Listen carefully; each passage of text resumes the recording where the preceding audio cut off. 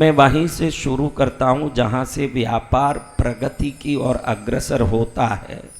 वह जगह है व्यापार के स्थान को मंदिर की तरह महत्व देना। आजकल ये बहुत कम हो गया, पहले तो भी व्यापार को, व्यापार के स्थान को पवित्र मानना और ग्राहकों को देवता मानना, भगवान मानना, ये सब था। आजकल तो कस्टमर खड़ा ही रहता है बिल लेके और हम हमारे मोबाइल में लगे रहते हैं, बातें करते। अब कस्टमर केयर इतना इम्प्रूव हो गया है, कस्टमर सर्विस इतना इम्प्रूव हो गया है, आप कैश ऑन डिलीवरी की चीज़ मंगाने के बाद भी अगर वो चीज़ आपको डैमेज होके आया है या आपने जैसे बोला वैसा नहीं आया है तो आप रिटर्न भेज सकते हैं, नया मंगा सकते हैं, या उन पर आप केस डाल के शू कर सकते हैं। ऐसे ज़माने में आप जी रहे हो, लेकिन आप अपने आप को टटोलिए। आप किसी कस्टमर सामने खड़े हैं, उस स्थिति में हो, लेकिन जब मोबाइल आता है, आपको मोबाइल कॉल आता है, तो आप मोबाइल कॉल को बाद में इंपॉर्टेंसी दे के कस्टमर को पहले इंपॉर्टेंसी देने वाले सच्ची में ईमानदारी से कितने लोग हो, वो हाथ ऊंचा करो। मैक्सिमम जहां तक मैंने देखा है, क्योंकि मैं इस पर बहुत बारीकी से ध्यान देता हूं, मैंने मोहनलाल सुखाड़िया स्टेडियम में उदयपुर में भारत के टॉप 300 बिजनेसमैन को ट्रेनिंग दिया है। वो मैं अधिकार रखता हूं आपसे बात करने। भारत के गिने हुए 300 पैसे वाले अदानी, गौतम अदानी से लेके सबको बैठा के मैंने उदयपुर के मोहनलाल सुखाड़िया ऑडिटोरियम में 3 दिन तक बिजनेस ट्रेनिंग दिया है। गांधीधाम से लेके, कोल्हापुर से लेके, मुंबई, दिल्ली, अहमदाबाद के सभी चैम्बर ऑफ कॉमर्स में मेरे प्रवचन हुए हैं। वैसे ये साधु शरीर का चोला पहनने के पहले ये शरीर पैदा हुआ ही किसी बनिया घर में था। इसलिए बचपन से व्यापार होता क्या है ये समझने का मेरे मन में ही एक रुचि था। अब हमने 2-3 लोगों से पूछवाया, बच्चे से पूछा, बच्चे ने बोला मेरा रेस्टोरेंट है, भाई ने बोला मैं प्रोडक्ट प्रोड्यूस करता हूँ, चीज़ें बनाता हूँ, तेल, आयुर्वेदिक औषधियाँ, किसी ने बोला मैं गेहूँ कुछ चीज़ें बेचता हूँ। आप एक ध्यान रखिए, आप में कई लोग खाली आज का प्रवचन सुनने आए होंगे, उसमें कई लोग नास्तिक भी हो सकते हैं। जरूरी नहीं कि आप सब आस्तिक आए हो। आज आप आए हो तो व्यापार की महिमा, व्यापार को डेवलप करने के तरीके समझने आए हो। तो व्यापार को समझने के लिए भगवान की भक्ति की जरूरत नहीं, लेकिन जो भगवान देते हैं ऐसे मानता हो, या पैसा आता है ऐसे मानता हो, ये दोनों के लिए भी पैसा तो उसके काम से ही आते हैं। जो भगवान को मानता है लेकिन भगवान देते हैं, ये मानने वाले को भी पैसा तो दुकान से ही आता है। भगवान को नहीं मानने वाले को भी पैसा तो दुकान से ही आता है। तो भगवान को मानो मत मानो ये बात की बात, पैसा जहां से आता है वो जगह आपका मंदिर है, वहां से पैसा आ रहा है, ये ध्यान देना आपके लिए बहुत इंपॉर्टेंट है। जहां से पैसा आता है, जहां से सब कुछ आता है। लेकिन आज हम देखते हैं, आपको मैं एक सवाल से इस कार्यक्रम को शुरू करता हूं, क्योंकि मैं थोड़ा डीपली बात करता हूं जो आपको समझ पड़े, इसलिए सरलता से बोलना चाहूँगा। क्योंकि मैं मध्य प्रदेश के सीएम मेरे पास आए थे शिवराज सिंह जी, कुछ मध्य प्रदेश के डेवलपमेंट की बात करने के लिए, तब मैंने अपने दिमाग से जो 600 पेज के गोल्ड परचेस मार्केटिंग के जो मैंने एक इंडेक्स बना के रखे थे, वो 2 भाग 600 पेज के मैंने शिवराज सिंह जी को दिया था। मैंने ऐसे चेक किया था कि बुर्किना फासो और माली जैसे अफ्रीकन कंट्री से अगर सोना भारत का कोई भी राज्य खरीदता है खुद रिफाइनरी डाल के, तो उस सोने को खरीदने के बाद जो प्रॉफिट होता है वो मध्य प्रदेश हो, पंजाब हो या उत्तर प्रदेश, कोई भी राज्य अपने नागरिक से 1 पैसा टैक्स लिए बगैर राज्य चला सकता है। वो पूरा मैंने उस इंडेक्स में पूरी व्यवस्था के साथ उस व्यापार के तरीके बताए थे। मध्य प्रदेश के मुख्यमंत्री शिवराज सिंह जी को बताया था मैंने। उन्होंने वो 2 इंडेक्स लेने के 5वें दिन ही अफ्रीका गए भी, माली, बुर्किना फासो गए भी। लेकिन उसी समय ऐसा कोई दुर्भाग्य हुआ कि माली में अचानक प्रेसिडेंट रूल आया न, ये प्रोग्राम उस समय पूरी तरह से सफल नहीं हो पाया। लेकिन यहाँ बात मैं वहीं से शुरू कर रहा हूँ, आपसे भी पूछना चाहूँगा ये बात कि आपके बिजनेस में कहीं न कहीं कभी कभी थोड़ा गिराव आया होगा, कोई उतार चढ़ाव आता होगा। इसका असर आपके दिमाग में कितना होता है या आप उस पर असर डाल रहे हैं, ये आप जान नहीं पाते हैं। मैं क्या बोल रहा हूं ये समझिएगा। जब भी कोई मार्केट में कोई डाउन आता है या तो कंपटीशन आता है, तो आप एक दूसरे व्यापारी मिलके बात करते हो, तो आप जब कहते हो कि भाई आजकल बहुत परेशानी है धंधे में, तो आपको ये मालूम नहीं पड़ता है कि ये बात करके आपने उस नेगेटिव एनर्जी को कंटिन्यूअसली रिसाइकल किया है। आप ये बात समझ रहे हो मेरी? आप जब भी कोई धंधे की खराबी के बारे में, मंदी के बारे में या उसमें आई हुई परेशानी के बारे में बात करते हो, तो जब भी आप ये बात करते हो जरूर 4 व्यापारी मिलके ही करते हो या दोस्त मिलके ही करते हो। अगर एक राम मंत्र को 1000 बार रटने से राम मंत्र की सिद्धि होती है, तो मेरा काम सही नहीं चल रहा है, इसे 1000 बार रटोगे तो आपका काम सही नहीं चलने की सिद्धि को आप प्रकट करोगे। आप ये ध्यान रखना। सबसे पहले व्यापार शुरू होता है मैं कैसे सोचूं, यहां से शुरू होता है। आप लोग क्या सोचते हो? व्यापार में मैं क्या कोशिश कर रहा हूं, इससे मेरा व्यापार। कोई भी यही बात बोलेगा कि व्यापार में हमारा कोशिश ही व्यापार को सफलता देता है। आप तो यही तो सोचते हो, लेकिन वो कोशिश तो आपके सोच के कारण शुरू होता है ना। पहले थॉट के रूप में आपका प्लान होता है, फिर वो थॉट आपके कोशिश के रूप में परिवर्तित होता है। तो सफल व्यापारी जानता है मेरे कोशिशों के कारण मेरी सफलता नहीं है, मेरी सही सोच के कारण मेरी सफलता है। अगर सोच गलत हो न उसकी कोशिश करेंगे तो क्या होगा?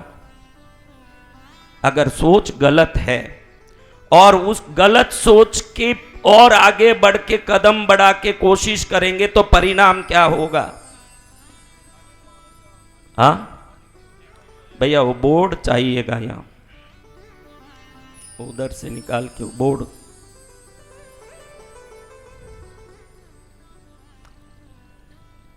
तो चलो आज यहां मैं एक चीज से शुरू करता हूं। आज से हजारों साल पहले की वो दुनिया जहां कोई औजार नहीं था, जहां कोई प्रकार के साधन नहीं थे, तब उदाहरण के लिए ले लीजिए कि 3 लोग जंगल में आदिवासी रहते थे। ना तो वो बर्तन बनाना जानते थे, मैं पाषाण युग की बात कर रहा हूं। पाषाण युग में जब वो बर्तन बनाने को या बर्तन से रसोई बनाने को कुछ नहीं जानते थे, किसी प्रकार की टेक्नोलॉजी की डेवलपमेंट छोड़ के झोपड़ा तक नहीं बना था, लोग वृक्ष के नीचे रहते थे, घर नहीं बना था, बर्तन नहीं बना था। तब 3 लोग एक आदिवासी के रूप में एक जगह रहते थे। अब ये आदिवासी लोग वृक्षों पर चढ़ के वहां से फल तोड़ते थे। वो पूरा घना जंगल होने से वृक्ष की डेंसिटी इतनी स्ट्रांग थी कि वृक्ष 100 फुट तक ऊंचे होते थे और इनके पास उस पर चढ़ने का कोई साधन नहीं होता था। और इस पर चढ़ के जब फल जहां लगा है वहां तक जाते थे, वृक्ष के तने तो मोटे होते थे, लेकिन उसकी शाखाएं इतनी पतली होती थी कि जहां फल लगा है वहां तक पहुंच के तोड़ने जाएं वो शाखा टूट के गिरती, इनकी हड्डी टूट जाती थी। अब एक बार भी इनको वो फल लेने के लिए चढ़े तो सुबह चढ़े जो शाम तक 2 फल तोड़ पाए, और सिर्फ पेट भरने के लिए सुबह से शाम तक फल तोड़ के नीचे उतरना, और वो 2 फल से पेट भरना। अगर अगले दिन वापस पेट भरना हो तो 2 फल तोड़ने के लिए वापस चढ़ना। पूरे वो आदिवासियों के वो युग में सब लोग यही करते थे कि सुबह सूर्योदय होते ही एक दूसरा देखता कि आज किस वृक्ष पर चढ़े। वो सब वृक्ष इतने मोटे होते थे कि चढ़ना भी बहुत मुश्किल, अगर चढ़ गए तो फल तक पहुंचना बहुत मुश्किल, और फल तोड़ लिए तो मुश्किल से 1 या 2 फल तोड़ पाए, और वो 2 फल के चक्कर में किसी का टांग टूट जाए तो उधर कोई सर्जन तो था नहीं, आर्थो सर्जरी होती नहीं। वो आदिवासी के जमाना जहाँ झोपड़ा नहीं था तो डॉक्टर तो थे ही नहीं, वो लंगड़ा पड़ा रहता। अब आप देखिए, उसमें एक व्यक्ति ने मन में सोचा कि क्या ये फल हम जिंदगी भर ऊपर चढ़ के ही तोड़ना है कि इसको यहीं से तोड़ने की कोई व्यवस्था की जा सकती है। तब उसने दिमाग लगाया कि कोई व्यवस्था होनी चाहिए। बाकी लोग कह रहे हैं अरे सूर्योदय हो गया, चल साथ में, अभी शाम तक हम ढूंढेंगे तब 2 फल मिल पाएंगे। वो 2 फल के लिए शाम तक दिमाग लगाना पड़ेगा ना, तू यहाँ पड़ा है भूखा मरेगा, चल हमारे साथ। अब ये कहता है मैं भूखा मरूंगा तो चलेगा, लेकिन मुझे सोचना है कि इस फल को वृक्ष पर चढ़े बगैर तोड़ने के लिए कोई तरीका हो सकता है क्या।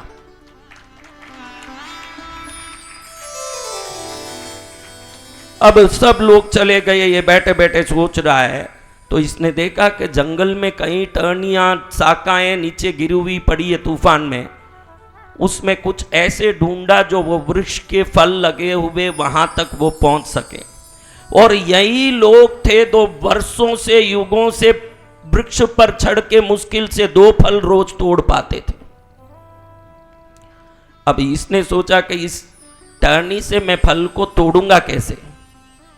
इसने देखा नारियल के वृक्षों में, नारियल के तने में जाली की तरह एक प्राकृतिक वस्तु लटकती है। उस जाली से इसने एक फनल बनाया, उस फनल को वो टहनी में लगा दिया और ऊपर से एक नोकेदार वस्तु को बना के लकड़ी से लगा दिया। अब पूरे दिन इसी में लगा तो भूखा मरा। बाकी लोग शाम तक आके कह रहे हैं हमने तो फल खा लिया, तू भूखा मरा, तेरे को बुद्धि नहीं है। अब इसने सोचा कि इनको क्या जवाब देना, शांत रहा। अगले दिन सुबह जब वो गया, इसने एक बड़ी सी लकड़ी में ऊपर से नोकेदार कांटा लगा दिया था, नीचे से जाली का फनल लगा दिया था। जब ऊपर जाके वृक्ष के सामने गया जहाँ फल लटका है, वो नोकेदार औजार से फल के उस डाली को ऐसे काटा तो बराबर फल टूट के उस जालीदार फनल में गिर गया। 15 फल उसने तोड़ के रख लिए और करीब 4 दिन तक उसको वापस कभी फल तोड़ने जाना नहीं पड़ा। इसमें 3 चीजें उसके साथ घटी जो एक बिजनेसमैन के साथ होना चाहिए। देखो, आप बिजनेस कर रहे हो, कोई भी, मेरा बेटा बोल रहा मैं रेस्टोरेंट चला रहा हूं, कोई भी बिजनेस कर रहे हो, उस बिजनेस को कम समय में कैसे कर पाऊं। इसने जब फल तोड़ा, अब देखिए एक साथ 10 फल तोड़ा, अब रोज जो 2 फल तोड़ के रोज पेट भरने की जो चक्कर थी, अब 5 दिन तक फल तोड़ने जाने का काम ही बच गया। सबसे पहले ध्यान रखिए कि आप जो बिजनेस कर रहे हैं उस बिजनेस में कम समय में वो काम कैसे कर सकते हैं, नंबर 1। अब ये सब आप सुनेंगे तो भी काम नहीं आएगा, क्योंकि आप भूल जाएंगे। इन चीजों को तो नोट करके ही फायदा लिया जा सकता है। अब नंबर 1, कम समय में कैसे ये काम को करें। नंबर 2, कम मेहनत में कैसे करें। अभी कई लोगों को मैं दुकानों में देखता हूं, जो चीजें आसानी से हो सकती है उसको लंबा समय लगा के वो टाइम वेस्ट करते हैं। कम समय में कैसे करें, कम मेहनत में कैसे करें? जब आप कम समय में कम मेहनत में अगर उस काम को करते हैं तो ज्यादा कंज्यूमर्स को हैंडल कर पाएंगे ना, आपका काम अधिक गुना प्रोग्रेस करेगा। तो मैंने दो चीजें बताई भाई। पहला कौन सा है बेटा? मैंने अभी दो चीज बताया, ऐसे ही बोलना है, ऐसे ही बोल। कम समय में कम मेहनत में कम लोगों के साथ। थर्ड पॉइंट यही है कि आपके पास हैंड्स कम हो तो चल जाए, काम ज्यादा हो जाए तो आपको वो जो लोगों को रखने का खर्चा जब वो बचेगा तो आपका जो उस प्रोडक्ट को बनाने का या बेचने का जो लागत है वो कम हो जाएगा अपने आप ही। अगर मार्केट भाव में भी बेचेंगे आप तो भी फायदा आपको ज्यादा होगा ना, कम बेचेंगे तो कस्टमर बढ़ जाएंगे, दोनों में ही प्रॉफिट है। तो कम समय में कम मेहनत में कम लोगों के साथ और कम खर्च में कैसे उस काम को हम कर सकते हैं, ये 4 पॉइंट अगर कोई समझे। कम समय में कम मेहनत के साथ कम लोगों में, थोड़े लोगों में और कम खर्च में अगर कोई धंधा आप कर रहे हैं दूसरे से तो उस गांव में आप ही उस धंधे का राजा होंगे, ये गारंटी की बात है। उसमें ये चारों होना चाहिए, ये चारों बात उसमें होना चाहिए। लेकिन देखिए आपको मैं एक सवाल कहता हूं, सही मायने में बिजनेसमैन कौन है ये देखना है तो मैं आपको एक बात कहता हूं, समझिए कि भाई आप लोगों को ये जो सरकारी हॉलीडे आती है उस दिन दुकान बंद करना पड़ता है ना, करते हैं क्या यहां?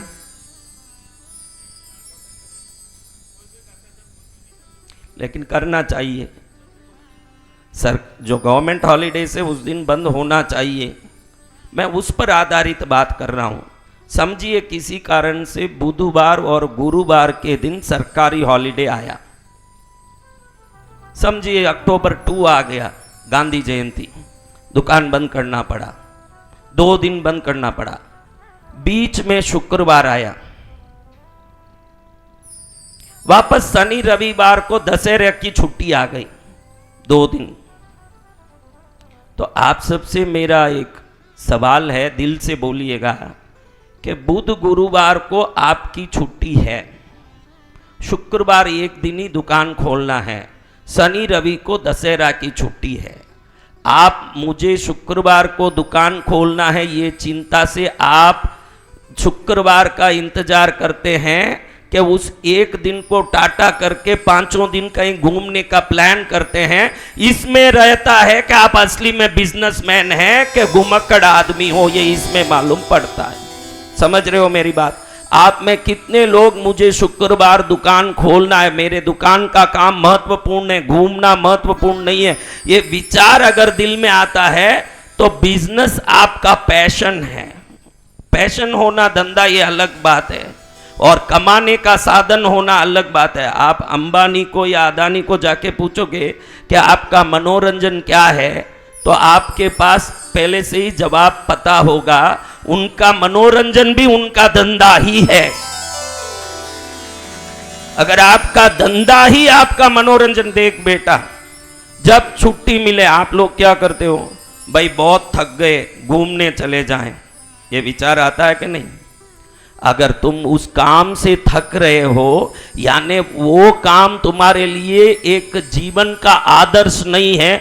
अगर बोलो कोई भी बड़े से बड़े अंबानी अदानी को पूछो मैं थक गया घूमने जाऊंगा, ऐसे उनके मुंह से निकलेगा, ऐसे आपको लगता है क्या? हाँ लगता है कि उनके मुंह से निकलेगा थकेंगे, लेकिन तू थकता है कि नहीं? आज से कोशिश हमको ये रखना है कि रियल में बर्निंग फायर किसे कहते हैं। अभी इतने प्रवचन के लिए पहुंच गए, ये तो धन्यवाद की बात है कि आप प्रवचन के लिए पहुंच गए हो, बहुत अच्छी बात है। लेकिन मैं पूछता हूं कि पानी को 100 डिग्री तक नहीं बॉयल करें।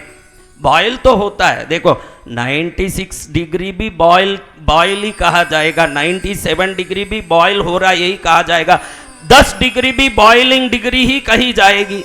लेकिन पानी स्टीम कब होगा महाराज? हाँ तो यहाँ कई लोग मुझे कहेंगे मुझे भी धंधे में बॉस बनना है, मुझे भी कुछ बनना है, मुझे भी कुछ बनना है। खाली पानी को गर्म करने से पानी भाप नहीं बन जाएगा, 100 डिग्री तक उसको पहुंचाना पड़ेगा, तब वो भाप बनेगा। आपके मन में जो डिजायर्स हैं, जो कामना है, उसको इतना तपाना पड़ेगा कि वो भाप बन के पूरा पड़ जाए, उतना तपाना पड़ेगा। अगर आप वो नहीं तपा रहे हो तो आपका डिजायर बर्निंग डिजायर नहीं है, उसको करके कोई मतलब नहीं है।